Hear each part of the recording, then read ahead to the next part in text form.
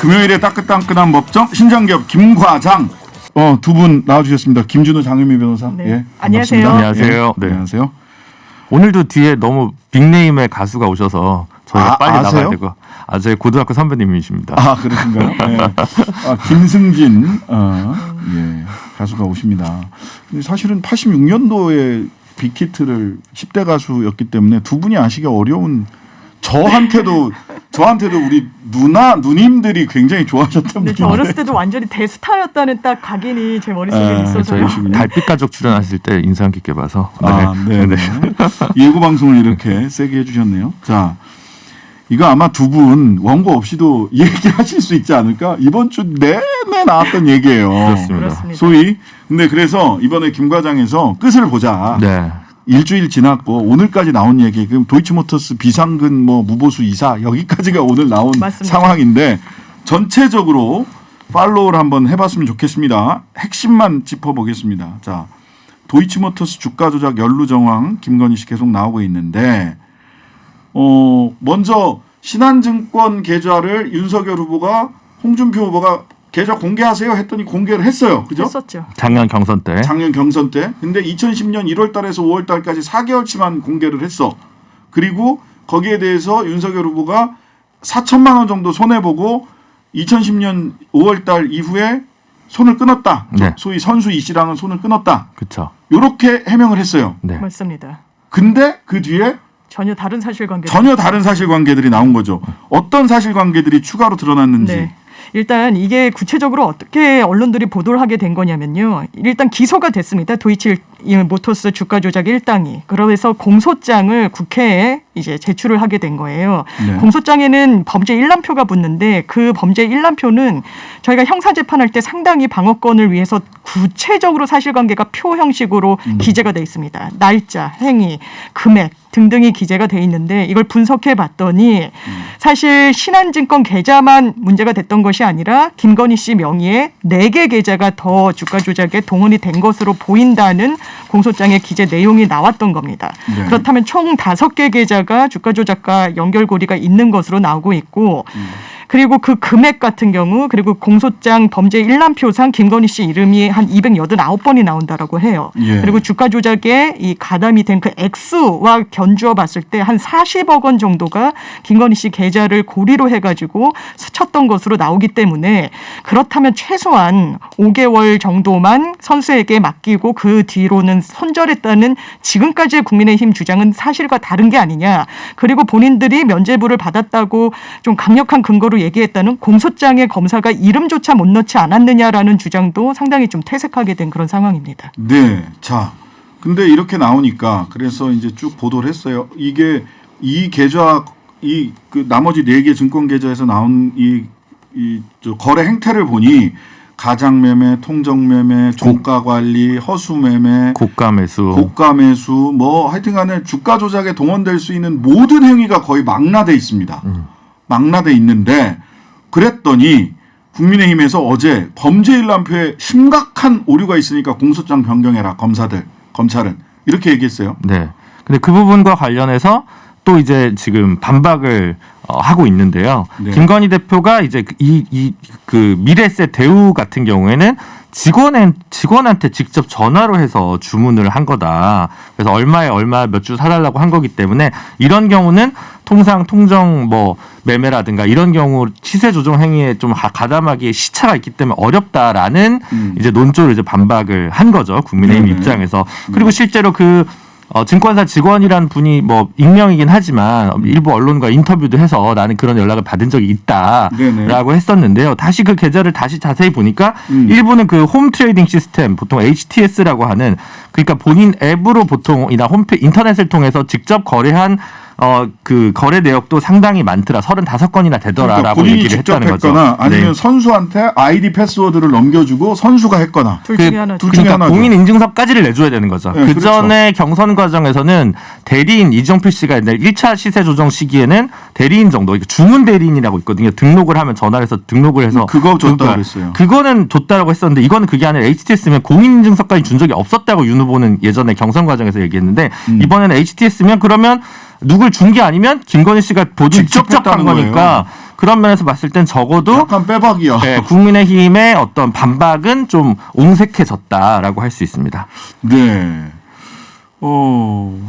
그러고 이제 검찰이 이거 오류 없다라고 네. 얘기를 했고요. 저는 여기서 다시 지난번 엊그제도 말씀드렸는데 전체 계좌가 그 신한증권 말고 4개 내지 5개가 특정이 됐고 공소장에는 4개가 특정이 됐단 네. 말이죠. 근데 미래에셋 대우증권 거 하나에 대해서만 공소장에 오류가 있다라고 얘기를 했어요. 맞아요. 그럼 나머지 3개는요? 예, 별 다른 대응은 안 하고 있고 아마 부분적으로 대응할 수도 있는데 일단 국민의힘 측에서는 말씀하신 대로 미래에셋을 공소장에는 김건희 씨가 그 일당에게 넘긴 계좌로 특정을 했는데 이거 김건희가 직접 했다. 전화주문 방식으로 이 주식 계좌를 이용을 했다라고 했는데 바로 확인해 봤더니 지금 김 변호사님 짚어주신 대로 홈트레이딩. 전화주문 방식이 아니라 본인이 직접 홈트레이딩 시스템 방식으로 했고 그러면 이 설명이 좀 틀린 거 아니냐. 네. 그리고 이 계좌도 주가 조작에는 어쨌든 가담이 된 계좌로 되는데 그럼 김건희 씨가 직접 했다는 소리냐 이런 반문이 지금 나오고 있는 상황입니다. 네. 그다음에 여기 보면 이제 뭐 다 아시는 분들도 많으시겠지만 최은순 씨가 등장을 해서 가장매매, 통정매매 최은순 씨랑 같이 했다. 한 100회 이상 최은순 씨도 이름 등장한다고 네, 하더라고요. 그렇게 지금 알려져 있고요. 근데 이제 그러면 이거 왜 도대체 수사를 안 하고 있느냐? 그게 제일 궁금하죠. 로 넘어가야 되는데 네. 조금 차이는 있습니다. 예를 들어 최은순 씨가 나왔던 거 얘기하니까 요양병원 같은 경우는 네. 최은순 씨 빼고 나머지가 다 기소됐었는데 최은순 씨만 빠진 거고요. 네, 그렇죠. 이거는 지금까지는 이 도이치모터스 주가 조작 의혹과 관련된 수사와 기소에 있어서 뭐 어떻게 보면 최고 수위의 몸통이라고 할 수 있는 권오수, 이종필 뭐 이런 사람들만 이제 기소가 된 거고 이 쩐주나 시세 조정 행위에 가담했을 그 계좌의 이름 소유주들이 훨씬 더 많습니다. 그러니까 딱 김건희 씨 빼고 나머지 다 기소하고 김건희 씨만 빠진 건 아니고 다른 사람들도 좀 빠진 것 같긴 합니다. 현재 그 언론에 보도된 바로 14명이 약식 기소를 맞습니다. 포함해서 14명이 기소됐고 그중에 5명이 구속돼 있는 거죠. 네, 그렇습니다. 네. 그러니까 지금 그럼 이제 왜 최소한 이 정도 됐고 그리고 김건희 씨 이름이 구속영장에는 이제 기재가 돼 있었다고 하고 공소장에는 기재가 안 돼 있었다고 하는데 공소장 본문에 안 된 거지. 범죄일람표 있으면 공소장 기재 된 거죠. 그러면 적어도 이 정도면 중요한 참고인 정도 신분은 될 테니까 네. 피의자로서 신분으로서 전환해가지고 소환하지는 않더라도 이 수사 과정에서 김건희 씨는 한 번 정도 불러가지고 자초지종을 듣는 과정을 거쳤어야 되는 거 아니냐. 네네. 검찰이 이 부분에서 왜 이렇게 소극적으로 대응했냐라는 의심이나 비판 정도는 충분히 할 수 있는 거죠. 네. 자, 여기에 이제 더해서 두 가지 얘기가 더 또 나왔어요. 주가 조작 사건 관련해서 하나는 소위 N사 바이오 주식이라고 하는 N사 이거는 사실은 실제로 정황이 너무 분명하거든요. 근데 그 주식도 가지고 있었다라고 네, 하는 N사.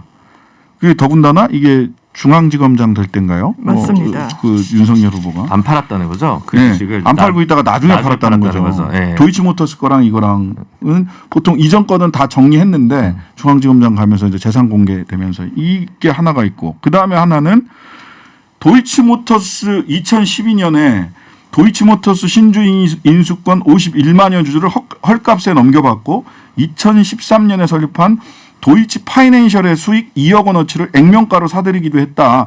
이것도 서로 뭐 작전주 투자 아니냐. 즉 도이치 파이낸셜은 도이치모터스의 자회사죠. 네. 그러니까 그렇습니다. 자동차 금융을 위해서 설립된 자회사로 보여요. 이름으로 보자면. 네. 이거는 또 뭡니까? 이거 이게 새로 계속 제기가 되니까 좀 헷갈리실 텐데 일단 N사 관련해서는 네네, N사. 이게 왜 또 문제냐면 지금 도이치모터스는 국민의힘 측에서 주장하는 것 중에 하나는 결혼 전의 일이었고 훨씬 전이라서 후보에게 미치는 영향은 좀 적다라고 얘기를 하는데 이 N사 주식 같은 경우에는 혼인 이후에도 그렇죠. 보유하고 있었다는 점에서 좀 달리하는 부분이 있고요.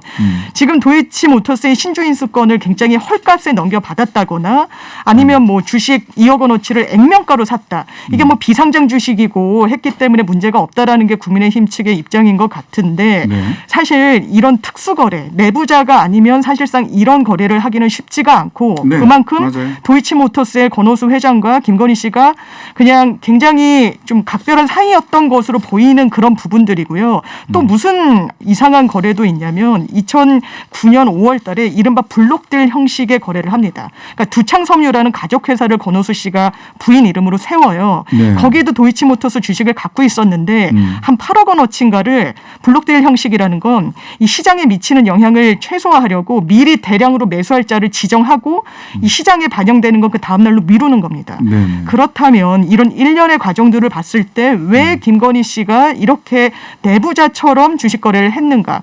오늘 또 새로 드러난 사실에 따르면 네네. 거기에 이사직을 또 수행하기도 했다라는 의혹이 또 그 연장선상에서 들여다봐야 되는 지점으로 지금 제기되고 있습니다. 도이치 파이낸셜 관련해서는 상당히 이익을 볼 수 있었는데 윤석열 후보가 서울중앙지검장 취임할 당시에 모두 그 원가에 그러니까 매수가에 팔았다. 다시 다 팔아버려서 실제로 이제 이익을 향유한 게 별로 없게 그러니까 이익을 포기한 건 이상한 일이지만 그 부분은 공소시효 문제는 전혀 없었는데 네. 이제 약간 뭐랄까 이익을 얻게 돼 버리니까 그냥 미심쩍고 석연치 않은 일로 좀 정리되는 부분이 있는 것은 사실입니다. 근데 이제 이런 부분은 있죠. 사실 시세조정, 자본시장법상 시세조정은 이익을 받느냐 안 받느냐는 그건 아니죠. 예, 예. 범죄 성립 요건이 아니에요. 네. 근데 심지어는 손해를 회피해도 손해를 조금 뭐 그쵸. 10억 손해 날 걸 뭐 5억 손해 나게 했다. 이렇게 해도 자본시장법상 시세조정 행위가 되는 그러니까 거고. 전반적으로 예. 보면 일정한 경제적 이익, 베네핏 이런 것을 권오수 회장이 이 김건희 지속적으로 씨한테 줬어요, 줬던 지속적으로. 것은 명백해 보이는데 일정 부분 그걸 포기하게 되면서 약간 이거 입증하기거나 수사하더라도 기소하기가 좀 만만치 않은 미국의 영역으로 들어갔습니다만 이 오래된 도이치모터스 권오수 회장과 김건희 씨의 어떤 관계들을 충분히 간접적으로 증명하는 자료이긴 합니다. 네. 그러니까 도이치모터스 이사로 재직했다라고 해서 그 수첩이 원수첩? 나왔죠. 네네. 서울대 EMBA 그렇더라고요. 아 이건 수첩. 최고 지도자 과정. 아 최고 예, 예. 다른 겁니까? 네네네네. 최고 지도자 그러네요. 최고 네. 지도자 과정에 등록하면서 스스로 현직 도이치모터스 이사라고 했는데 네. 무보수 비상근직이라고 해명을 했어요. 네. 근데 우리가 물었던 거는 당신 보수를 받았어요? 상근했어요? 국민들이 물었던 건 그게 아닙니다. 이사직이란 명함을 쓸 정도로 내부 정보를 맞습니다. 내부 미공개 정보를 당신이 접근할 수 있었던 사람 아니냐? 그걸 통해서 주가 조작에 관여했던 거 아니냐? 이걸 물었더니 엉뚱한 답을 하신 거 아닌가 싶어요. 그렇습니까? 무보수 비상근이었습니다. 지금까지는 주가 조작과 관련한 혐의에 조금 방점이 맞춰졌다면 이 무보수 비상근직이었던 상근직이었던 상관없이 이렇게 고위직책을 갖고 있었다면 자본시장법상 위반 사항인 미공개 중요 정보 이용을 하는 것을 금지한 규정에 위반되는 거 아니냐라는 문제 제기가 당연히 나올 수밖에 없죠. 가중처벌. 예, 이 부분은 상당히 시장 질서를 교란했다라는 혐의를 처벌하는 것이기 때문에 일단 법정형 자체가 상당히 높고요. 그리고 아마 국민의힘 측에서는 전주는 아무도 기소되지 않았다. 김건희는 같이 그 자본금을 댄 사람에 불과하다.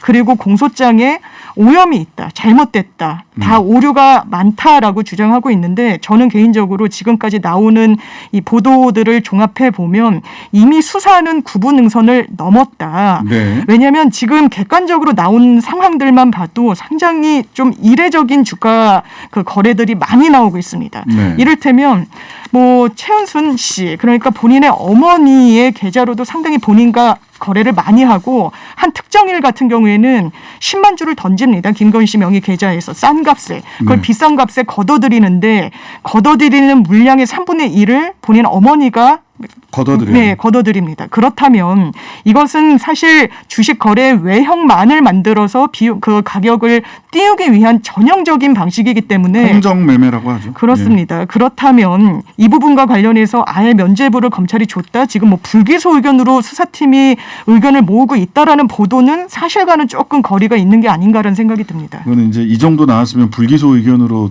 의견을 모으는 게 쉽지 않을 거다 이런 얘기인데 네. 마지막으로 아마도 이 부분을 그 국민의힘 쪽에서 얘기를 하는 것 같아요. 김건희 씨는 그래도 몰랐다. 공범이 아니다. 즉 고의가 없었다. 근데 어쨌든 미필적 고의라도 고의는 인정이 되는 건데 지금 이 정도 정황이 나왔는데 첫 번째는 전혀 전체 계좌를 놓고 공개를 해서 이런 의혹들에 대응을 하면 되는데 그게 아니라 건건이 쪽대보는 식으로 대응을 하고 있다라는 점 그리고 그것이 계속해서 다른 후속 보도로 해명하면 다른 후속 보도가 계속해서 또 반박을 해요. 그다음에 하나는 이 정도 되면 고의가 없었다라고 얘기를 하는데 이 고의 입증이 어려울까요? 어떻습니까? 저는 참 애매한 부분이 있기는 없지는 않으나. 그러니까 이게 예. 반드시 유죄라고 단정하기보다 하나는 검찰이 근데 왜 이게 적극적으로 수사를 하지 않고 있냐, 혹은 김건희 씨는 왜 적극적으로 수사에 협조하지 않고 있느냐 이런 문제가 하나 있을 거고, 다른 하나는 손해를 봤다 들으니 지난 대선 토론에선 윤석열 후보가 손해를 본 것도 있고 이익을 본 것도 있고 근데 뭐 이익이 얼마가 났는지는 모르겠습니다라는 식으로 얘기를 하는 정말 것은 이해가 안 가. 그게 왜 단일 종목 손해냐 이익이냐 그걸 그쵸. 왜 몰라요? 그거는 정무적으로 굉장히 적절치 않은 거였고, 사실 이게 1월 달에 JTBC에서도 세금 낸 거 기준으로 보니까 김건희 씨가 도이치모터스 주식 투자를 해서 돈을 벌었다는 정황을 한번 보도한 적이 있었죠. 그렇죠. 그러다 이번에 공소장 공개로 이게 또 나와서 현재 SBS 보도에 따르면 한 9억 몇천 정도를 이익을 봤다고 하는 거니까 두 달 것만 했을 때. 네. 그랬어요. 네. 그런 측면에서 봤으면 이 부분과 관련해서 석연치 않다라는 생각이 많이 듭니다. 네. 정무적인 부분이 더 파장이 클 것 같습니다. 네. 고의 입증 될까요? 저는 고의 입증 가능하다고 보고, 왜냐하면 이렇게 대량으로 거래가 되면 이 명의인에게 뭐 증권회사 내부 준법감시인이 뭐 통지를 하는 시스템도 있다, 뭐 이런 언론 보도도 예, 있더라고요. 30% 이상이 예. 영업일 5일 중에 3일이 벌어지면 그 거래량 전체 그러면은 얼러트가 발령이 되는데 그건 당사자한테 갈 수밖에 없어요. 그런 기간이 있어요. 근데 그렇죠. 심지어. 그래서 예. 그런 기간이 있으면 과연 본인이 통지도 안 받고 완전히 모르쇠였다고 이야기할 수 있을 것인가라는 의문이 가시지는 않죠. 그럼 가장 간이한 방법은 전체 계좌를 공개하면 사실 의혹은 금방 꺼질 것 같긴 합니다. 예. 그 금융당국이 그 경고를 보내야 되는 요건에 맞춰진 게 1월 말경에 1월 28일을 전후해서 5영업일 중 3영업일 이상을 전체 도이치모터스 주식 거래량의 30% 이상을 한 게 있어요. 그거는 금융기관에서 경고를 하게 돼 있습니다. 당사자에게. 근데 그걸 못 받았다? 그럼 금융기관이 잘못한 거죠. 금감원이 잘못한 거고, 그거를 받았다? 그러면은 공범의 고의를 입증하는 하나의 증거가 되는 굉장히 거죠. 중요한 증거가 네. 될 거다. 이렇게 보입니다. 신장기업 김과장 오늘은 여기까지 하겠습니다. 김진우 변호사, 장영미 변호사 다음 주에 뵐게요. 네, 감사합니다. 고맙습니다.